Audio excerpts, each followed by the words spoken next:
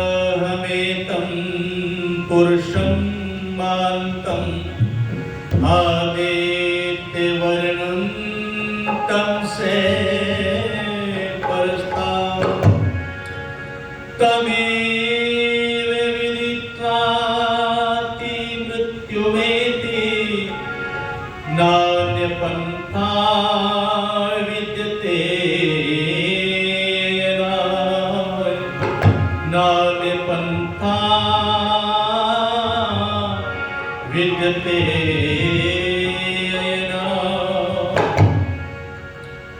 के निर्धन कहे धनवान सुखी, धनवान कहे सुख राजा को बारी, और राजा कहे चक्रवर्ती सुखी, चक्रवर्ती कहे सुख इंद्र को भारे, इंद्र कहे ब्रह्मा जी सुखी, और ब्रह्मा जी कहे सुख शिव त्रिपुरारी। पर तुलसीदास विचार कर कहे प्रभु भजन बिना जगत दुखारे। पर तुलसीदास विचार कर कहे प्रभु भजन बिना ये जगत दुखारे। आइए प्रभु भक्ति का भजन आप लोगों की सेवा में प्रस्तुत है। ओम ही ओम तू गाए जा, ओम ही ओम तू गाए जा, ध्यान प्रभु का लगाए जा। ओम ही ओम तू गाए जा, ध्यान प्रभु का लगाए जा। ओम ही ओम तू गाए जा, ध्यान प्रभु का लगाए जा। प्रभु नाम की भक्ति करके ओम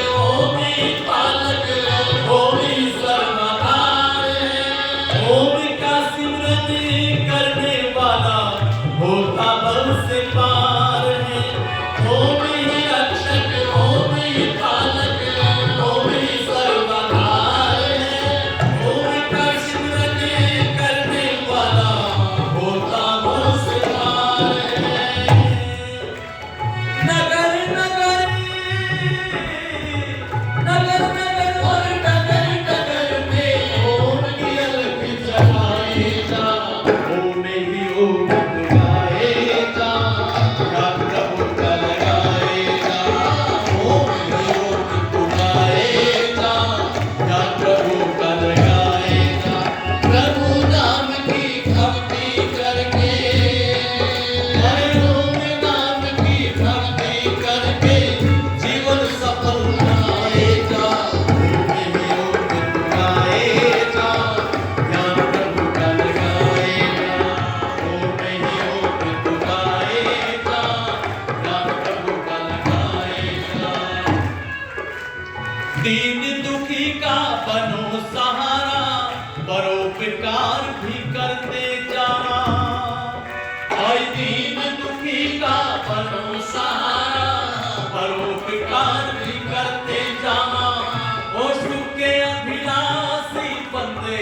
पर पीड़ा तू हरते जाना, ओ सुखे अभिलाषी बंदे, पर पीड़ा तू हरते जाना। दीन दुखी का बनो सहारा, परोपकार भी करते जाना, ओ सुखे अभिलाषी बंदे, पर पीड़ा तू हरते जाना। शुभ कर्मों की सुगंधी से ही जीवन को महकाएगा, ओम ही ओम तू गाएगा, ज्ञान प्रभु का लगाएगा, ओम ही ओम तू गाएगा, ज्ञान प्रभु का लगाएगा। प्रभु नाम की भक्ति करके, अरे ओम नाम का सुमिरन करके जीवन सफल बनाएगा, ओम ही ओम तू गाएगा, ज्ञान प्रभु का लगाएगा।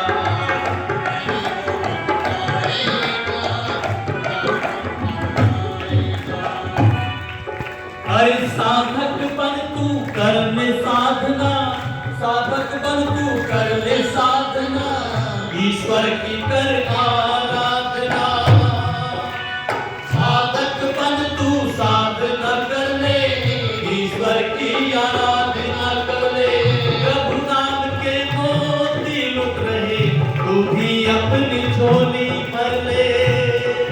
हर प्रभु नाम के मोती लुट रहे, तू भी अपनी झोली भर ले। आजा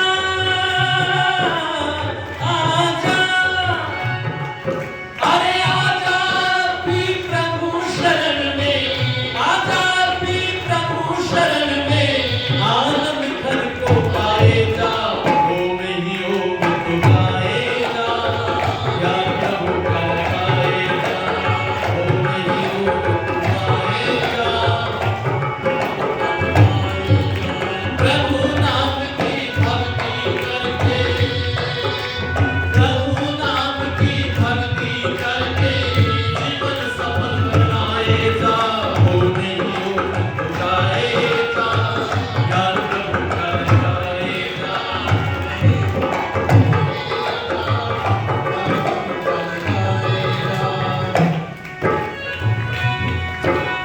इसी उपासना करने वाले का आत्मिक बल बढ़ जाता है। सीताराम जी, इस उपासना करने वाले का आत्मिक बल बढ़ जाता है। पर्वत जैसे कष्टों में भी भक्त नहीं घबराता है। इस उपासना करने वाले का आत्मिक बल बढ़ जाता है। पर्वत जैसे कष्टों में भी भक्त नहीं घबराता है। प्रताप आर्य प्रभु नाम के, प्रताप आर्य प्रभु नाम के, सबको गीत सुनाएगा, ओम ही ओम तू गाएगा, ज्ञान प्रभु का लगाएगा, ओम ही ओम तू गाएगा, ज्ञान प्रभु का लगाएगा। प्रभु नाम की भक्ति करके, अरे ओम नाम की भक्ति करके जीवन सफल बनाएगा, ओम ही ओम तू गाएगा, ज्ञान प्रभु का लगाएगा, ओम ही ओम तू गाएगा, ज्ञान प्रभु का लगाएगा।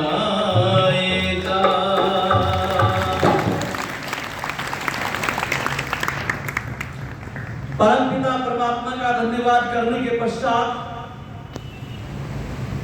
7 दिवसीय वेद प्रचार सप्ताह का यह कार्यक्रम आप लोगों के मध्य चला हुआ है, जिसमें आर्य जगत के उच्च कोटि के विद्वान पूज्यपाद आचार्य डॉक्टर वेदपाल जी बहुत ही कुशल संचालन कर रहे इस कार्यक्रम का पूज्यपाद स्वामी ब्रह्मानंद जी सरस्वती, हमारे तीनों सन्यासीगण, आर्य समाज नागौरी गेट के बहुत ही उच्च कोटि के पुरोहित, आदरणीय श्री कर्मवीर शास्त्री जी, आर्य समाज नागौरी गेट के बहुत ही यशस्वी प्रधान श्री हरि सिंह सैनी जी, मंत्री श्री नरेंद्र पाल मिगलानी जी, प्रचार मंत्री एवं जो प्रसाद की बहुत बढ़िया व्यवस्था कर रहे हैं ऊपर श्री राधेश्याम आर्य जी, कोषाध्यक्ष भाई श्री सत्य प्रकाश गोयल जी, कार्यकारी प्रधान श्री देवेंद्र सैनी जी, आर्यनगर से हमारे बीच पहुंचे हमारे बड़े भाई श्री सीताराम आर्य जी,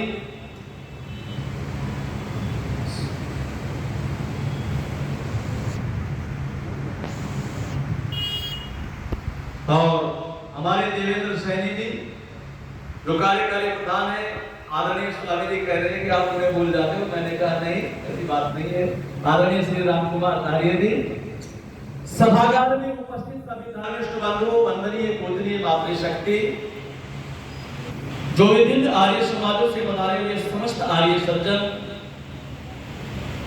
समस्त विद्यालयों से आए हुए समस्त छात्रगण, समस्त हमारी बेटियां बहनें छात्राएं, उनकी समस्त गुरुजन, अध्यापकगण, अध्यापिकाएं बहनें और मेरा बड़ी कुशलता से सहयोग कर रहे भाई सुखदेव आर्य जी, बहन संगीता जी, आइए थोड़ी सी बातें आपके बीच रखता चलूं। यह कार्यक्रम 15 अगस्त से शुरू होकर के आज 20 अगस्त तक पहुंचा है। ऋषियों ने कहा है कि ये संसार के लोगों, अगर तुम सुख प्राप्त करना चाहते हो, आनंदमय जीवन प्राप्त करना चाहते हो, तो अपने घरों में 5 यज्ञों का करना प्रारंभ कर दो। और फिर उन्होंने कहा है कि जो व्यक्ति इन 5 यज्ञों को अपने जीवन में धारण कर लेता है, वह व्यक्ति जीवन पर्यंत आनंद प्राप्त करता है। तो पहले यज्ञ के बारे में मैंने शुरू में चर्चा की थी, जिसे ब्रह्म यज्ञ अर्थात ईश्वर की संध्या, उपासना आदि और आर्ष ग्रंथों का पठन पाठन, और दूसरे यज्ञ जो हम रोज यहाँ पर देव यज्ञ करते हैं, और तीसरा पितृयज्ञ। आज परिवारों में परेशानियां क्यों देखने को नजर आ रही हैं? आज परिवार टूट रहे हैं क्यों? और एक होम बन रहे हैं ये क्यों? वृद्धाश्रम में हमारे बुजुर्ग जा रहे हैं, इनकी तो हमारे देश में कोई आवश्यकता नहीं थी वृद्धाश्रम की। और याद रखना, जब से वृद्धाश्रमों में हमारे परिवारों के बुजुर्ग जा रहे हैं, जब उनका मान सम्मान नहीं हो रहा है, तो मैं समझता हूं तब से ही दुखों के बादल हमारे परिवारों के ऊपर मंडराने लगे। ये पितृयज्ञ ऋषियों की बताई हुई बातें हैं कि हमारे जीवन में पितृयज्ञ होना चाहिए। और पितृयज्ञ जब इस देश में होता था, हमारी वैदिक संस्कृति में होता था, तो वो लोग आनंद के साथ अपना जीवन व्यतीत करते थे। पितृयज्ञ श्री राम आदि ने किया, दशरथ आदि ने किया, जो हमारे महापुरुष हैं। लेकिन क्या हम आज पितृयज्ञ कर रहे हैं? पितृयज्ञ के बारे में महर्षि मनु जी महाराज घोषणा करते हुए कहते हैं, मानव शास्त्र के निर्माता, अभिवादन शिलस्य नित्यम रघोपसीमिनः चत्वारि तस्य वर्धन्ते आयुर्विद्या यशोधनम्, कि जो नम्र और सुशील होकर के अपने माता पिता का अभिवादन, सेवा और सत्कार करता है, जीवन में उसकी 4 चीजें बढ़ा करती है, आयु, विद्या, यश और बल बढ़ता है। लेकिन हम तो इन बातों को भूल गए जो सुख प्राप्त करने के साधन थे। लेकिन याद रखना, जिन घरों में आशीर्वाद देने वाले हमारे बुजुर्ग हो, माता और पिता हो, मैं समझता हूं अगर उनका मान सम्मान, सेवा और शुश्रूषा ना हुई, तो मैं समझता हूं हमारा जीवन भी सुखी रहने वाला नहीं है। यह पितृयज्ञ क्या है? प्यारे छात्र और छात्राओं, यह पितृयज्ञ है जीवित माता पिता की सेवा करना। जो इधर हमारे छात्र बैठे हैं, सभी ध्यान से सुने, नौजवान साथी ध्यान से सुने। अगर सुख प्राप्त करना चाहते हो तो बच्चों सुबह उठ करके क्या करना चाहिए? माता पिता के चरणों में प्रणाम करना चाहिए। क्योंकि ये बात हम अपनी तरफ से नहीं बताते, क्योंकि इसे तो श्री राम और श्री कृष्ण किया करते थे, और बड़ा सुंदर रामायण में आता है, सुनिएगा। हे प्रातःकाल उठ कर रघुनाथा, मात पिता गुरु ना वही माता। प्रातःकाल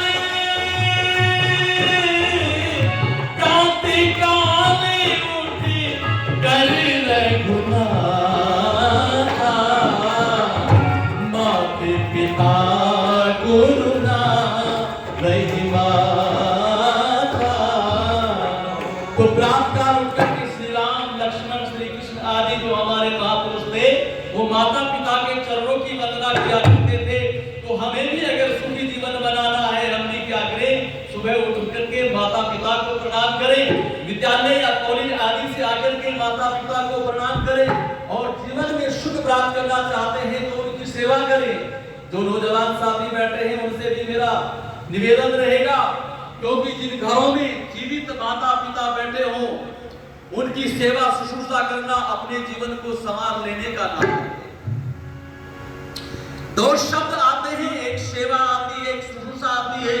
सेवा तो वो होती है जो उनके अनुकूल वस्त्र आदि, भोजन आदि, फल आदि की व्यवस्था होती है, और शुश्रूषा एक शब्द है, उनकी बातें सुनने का नाम शुश्रूषा है। जब 80-90 वर्ष का बूढ़ा पिता घर में होता है तो उसके चरणों में बैठकर के जीवन के अनुभव सीखने को मिलते हैं। उन बातों को, जीवन उपयोगी बातों को सुनने का नाम शुश्रूषा होता है। मैं समझता हूँ बड़े से बड़े डिग्री कॉलेज में भी वो अनुभव आपको प्राप्त नहीं होंगे जो 80, 90, 70 वर्ष का बूढ़ा पिता हमारे जीवन के कल्याणार्थ वो बातें बताते हैं। तो सुनिएगा, सौभाग्यशाली है वो परिवार जिनमें बूढ़े खिलखिलाते हैं। हमारे दादा दादी, बूढ़े ताऊ, पिताजी, ये सब माता पिता आदि बड़े प्रसन्न होते हैं संतानों के व्यवहार से। और जिन परिवारों में माता पिता प्रसन्न रहते हैं, खुश रहते हैं, वो संतानें भी दुर्गति होने से बच जाती है, उनका भी बड़ा उत्थान होता है। बस सुनिएगा ने कि किस्मत वालों को मिलता है माता पिता का प्यार। सभी बच्चे ध्यान से सुने, क्योंकि अगर आपने ताली बजाई तो आपकी पूरी बात नहीं सुनेगी। आप इस बात को बिना ताली के सुनना कि किस्मत वालों को मिलता है माता पिता का प्यार, जिनकी सेवा से मिलती हो, इनकी सेवा से मिलती खुशियां अपार। किस्मत वालों को मिलता है माता पिता का प्यार, ओ किस्मत वालों को मिलता है माता पिता का प्यार, इनकी सेवा से मिलती हो, इनकी सेवा से मिलती खुशियां अपार। किस्मत वालों को मिलता है माता पिता का प्यार, किस्मत वालों को।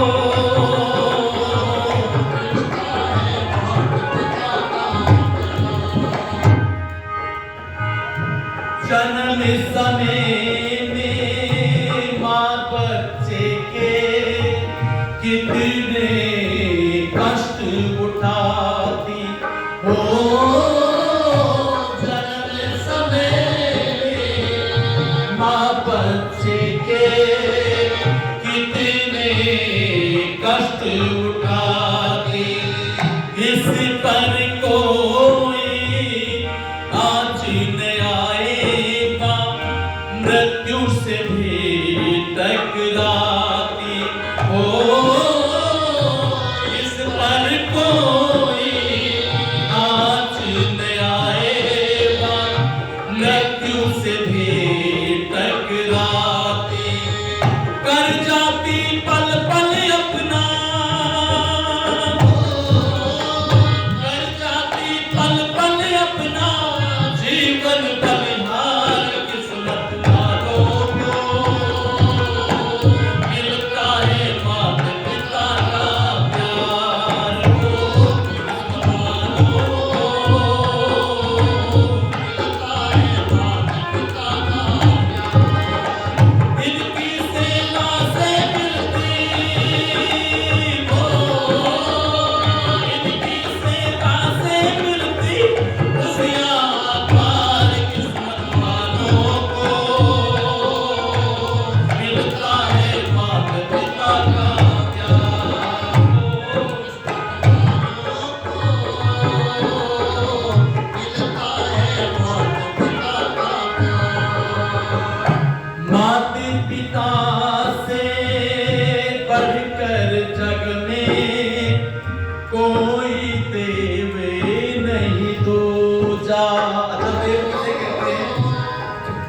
देव या देवता किसे कहते हैं? जो किसी को कुछ बोलो देता है, और जितना पिता और माँ देते हैं, मैं समझता हूँ जीवन में और कोई देने वाला बोलो नहीं हो सकता।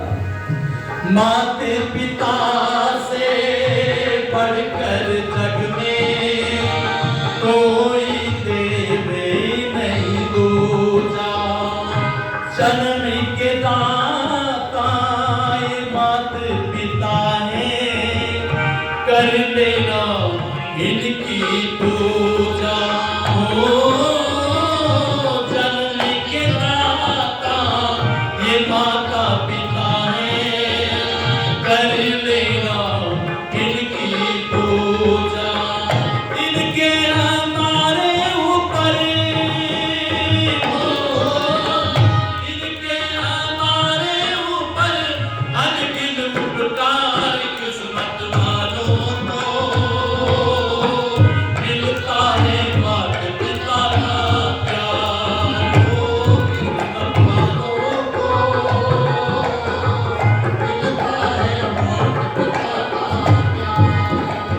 इनकी सेवा से मिलती हो, इनकी सेवा से मिलती खुशियाँ अपार। किस्मत वालों को मिलता है मात पिता का प्यार। किस्मत वालों को मिलता है मात पिता का प्यार। और सुनना कितनी बढ़िया बात लिखी है। अरे योग्य बने मेरी संताने, हर पिता सपना संजोता। ओ योग्य बने मेरी संताने, हर पिता सपना संजोता। प्यारे सज्जनों और माताओं बहनों और छात्रों, अगर पिता एक साधारण कार्यालय में चपरासी भी है ना, चपरासी की जॉब करता है, तो पिता ये चाहता है कि मेरा बेटा जिला अधिकारी बने, कलेक्टर साहब बने। पिता जैसे तो रोजगार में समझता हूं किसी के नहीं हो सकते, तो कभी भूल करके भी पिता को कष्ट मत पहुंचा देना। कहना चाहता हूं आपके बीच के योग्य बने मेरी संताने, हर पिता सपना संजोता। जब योग्य बने जाता है बेटा, पिता कितना खुश होता। ओ जब योग्य बने जाता है बेटा, पिता कितना खुश होता। रहता ना खुशियों का कोई हो, रहता ना खुशियों का कोई, उसकी पारावार किस्मत वालों को मिलता है मात पिता का प्यार। हो किस्मत वालों को मिलता है मात पिता का प्यार। इनकी सेवा से मिलती हो, इनकी सेवा से मिलती खुशियाँ अपार। किस्मत वालों को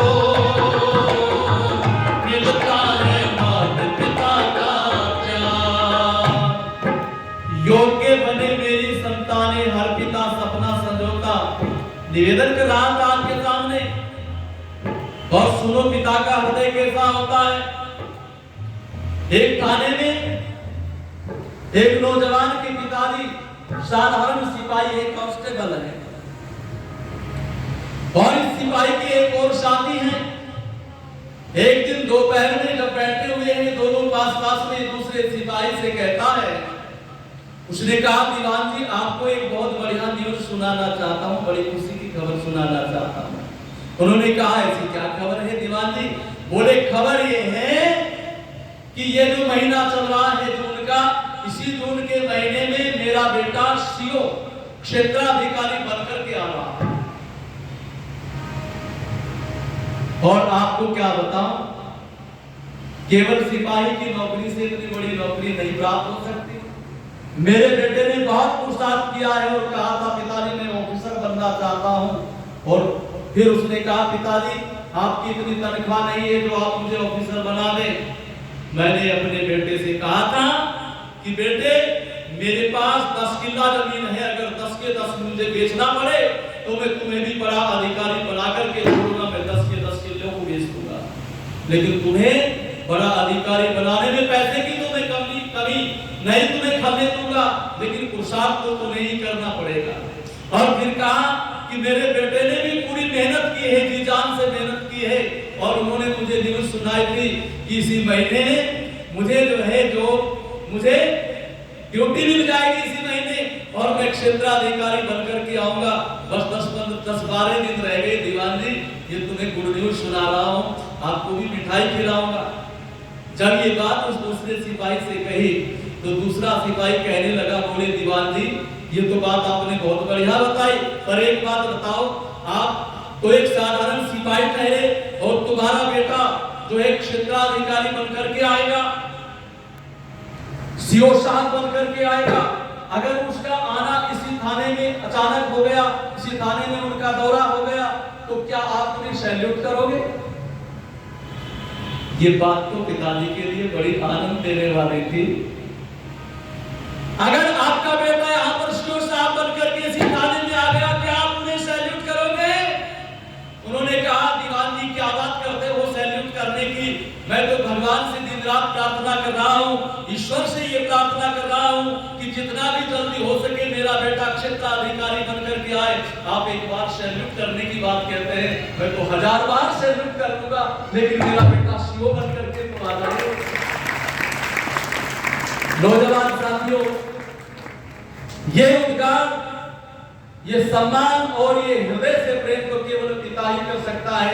हो सकता है स्वार्थवश कोई भाई ईर्ष्यावश जो है जल सकता है, जलन रख सकता है, लेकिन पिता जो चाहता है, मैं समझता हूँ पिता जो है ना सब कुछ अपना कुर्बान कर देता है अपने संतान के लिए। तो मैं निवेदन कर रहा था, ऐसे माता पिता का साथियों कभी भी दिल ना दुखाना हो, ऐसे माता पिता का दोस्तों कभी भी दिल ना दुखाना, तन मन धन से सेवा करके इनको सुख पहुंचाना, तभी प्रताप होगा, तभी प्रताप होगा जग में उद्धार, किस्मत वालों को मिलता है माता पिता का प्यार, ओ किस्मत वालों को मिलता है माता पिता का प्यार, इनकी सेवा से मिलती हो, इनकी सेवा से मिलती खुशियां अपार, किस्मत वालों को मिलता है माता पिता का प्यार। ये वृद्ध माता पिता 80-90 वर्ष का बूढ़ा पिता और कुछ नहीं चाहता, इसकी समस्त कामनाएं समाप्त हो चुकी होती है, और ये तो ये चाहता है कि मेरी संतान अगर ड्यूटी से आए, ऑफिस से आए, खेत से आए, आकर के 2 बात मेरी संतान मेरे साथ कर लिया करे, मेरे हाल चाल पूछ लिया करे। अगर बेटा ड्यूटी से आकर के पिता के चरणों को छू करके पूछने लगे, पिताजी नमस्ते, एक बात तो बताओ पिताजी क्या आपके शरीर में कोई कष्ट है? अगर कोई परेशानी हो पिताजी परवाह मत करना किसी बात की, केवल बस आपको बताना है, चाहे मुझे आपको डॉक्टर के दिखाना पड़े, हॉस्पिटल ले जाना पड़े, लेकिन पिताजी अब हम जो है समर्थ हो चुके हैं, अब तुम्हें चिंता करने की कोई जरूरत बोलो नहीं है। अगर संतान इतनी बात पिता से कह दे, बस ये समझ लेना हमने पितृयज्ञ को कर ही दिया है। लेकिन याद रखना श्री राम भी इस पितृयज्ञ करने के लिए वनों में ले जाने के लिए, संकट उठाने के लिए तैयार हो गए।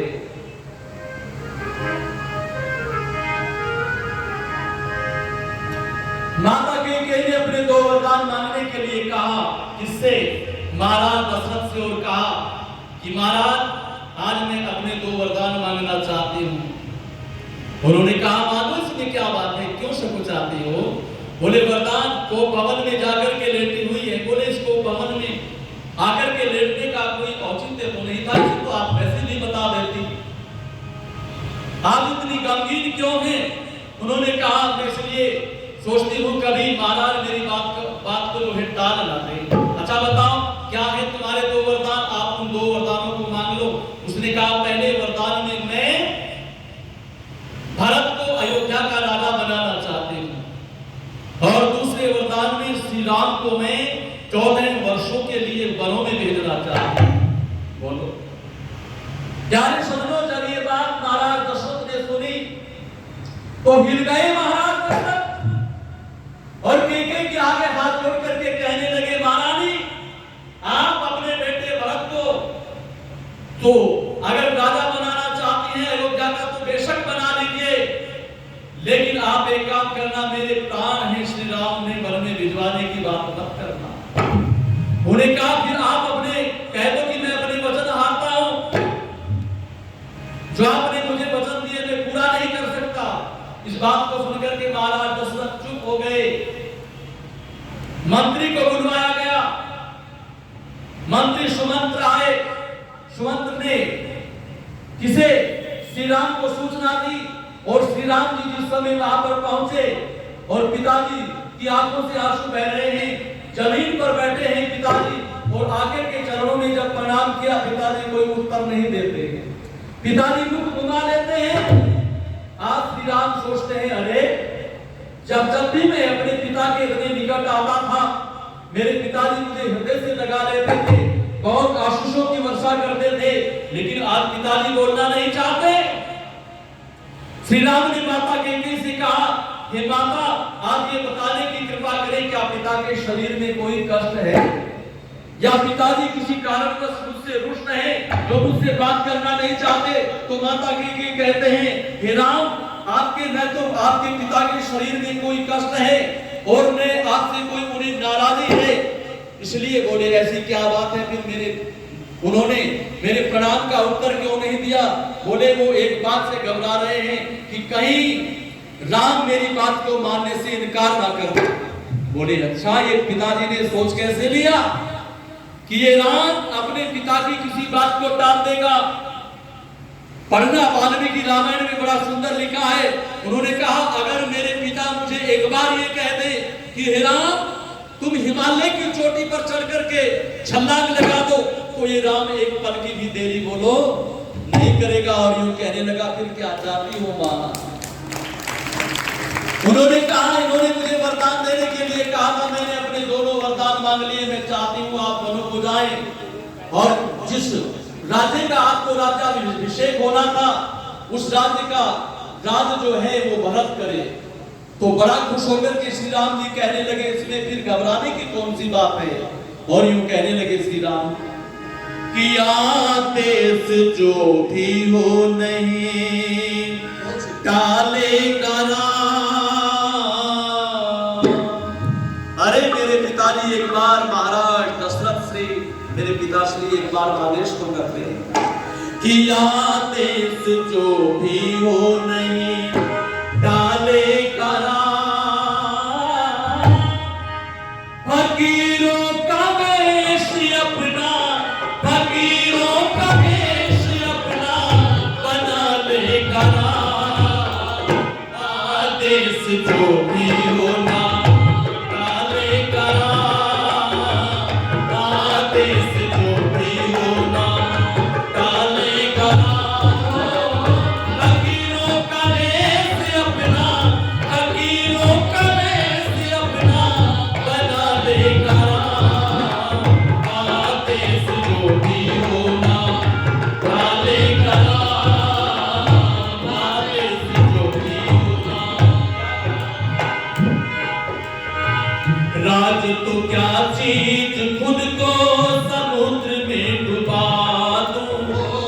अगर पिताजी एक बार कह दे वो आदेश तो करें एक बार, अरे राज तो क्या चीज खुद को समुद्र में डुबा दूं, बेलूंगा विष भी तन को अग्नि में जला दूं, बेलूंगा विष भी तन को अग्नि में जला दूं। अरे सोचा कैसे आजा तो पिता की टला दूं, सोचा कैसे आजा तो पिता की टला दूं। अरे आज ही अवध से मन को, आज ही अवध से मन को ये जानेगा, आदेश जो भी होना डालेगा, आदेश जो भी होना डालेगा। फकीरों का भेष अपना, फकीरों का भेष अपना बना लेगा, आदेश जो भी होना डालेगा। भैया भरत तो मुझको प्राणों से भी प्यारा, भैया भरत तो मुझको प्राणों से भी प्यारा, होके खुशी से वैभव राज का मुसारा, होके खुशी से वैभव राज का मुसारा। हर 14 साल जंगलों में रह करके न्यारा, 14 साल जंगलों में रह करके न्यारा, एक बिस्तर जमीन पर अपना, एक बिस्तर जमीन पर अपना लगा देगा, आदेश जो भी होना डालेगा, आदेश जो भी होना डालेगा। फकीरों का भेष अपना, फकीरों का भेष अपना बना लेगा, आदेश जो भी होना। और एक बात और कही क्या, पिताजी के साथ मांगो ये इच्छा हो तेरी, पिताजी के साथ मांगो ये इच्छा हो तेरी, पिताजी के साथ मांगो ये इच्छा हो तेरी। वनों को जाऊंगा मां करूंगा न तेरी, हे विश्वास रखना माता करूंगा न तेरी, विश्वास रखना माता करूंगा न तेरी। वचन जो दिया है पिता ने, वचन जो दिया है पिता ने, वचन जो दिया है पिता ने निभा लेगा, आदेश जो भी होना डालेगा, आदेश जो भी हो। अच्छा, तो मैं निवेदन कर रहा था आपके सामने, श्री राम सहर्ष पर्व को जाने के लिए तैयार हो गए। और एक बात और कही, हे माता आप बिल्कुल चिंता नहीं करें, पिताजी से कहे कि निश्चिंत रहे, उनके वचनों का पालन किया जाएगा, कि जाकर के जंगलों में मेरा मन प्रसन्न होगा, जाकर के जंगलों में मेरा मन प्रसन्न होगा। जंगल प्रवास में जब खाने को न अन्न होगा, जंगल प्रवास में जब खाने को न अन्न होगा, जाकर के जंगलों में मेरा मन प्रसन्न होगा। दर्शनों से ऋषि मुनियों के जीवन ये धन्य होगा। हे जंगल प्रवास में जब खाने को न अन्न होगा, जंगल प्रवास में जब खाने को न अन्न होगा। ब्रजपाल कंद मूल फल, ब्रजपाल कंद मूल फल खा लेगा, आदेश जो भी होना डालेगा, आदेश जो भी होना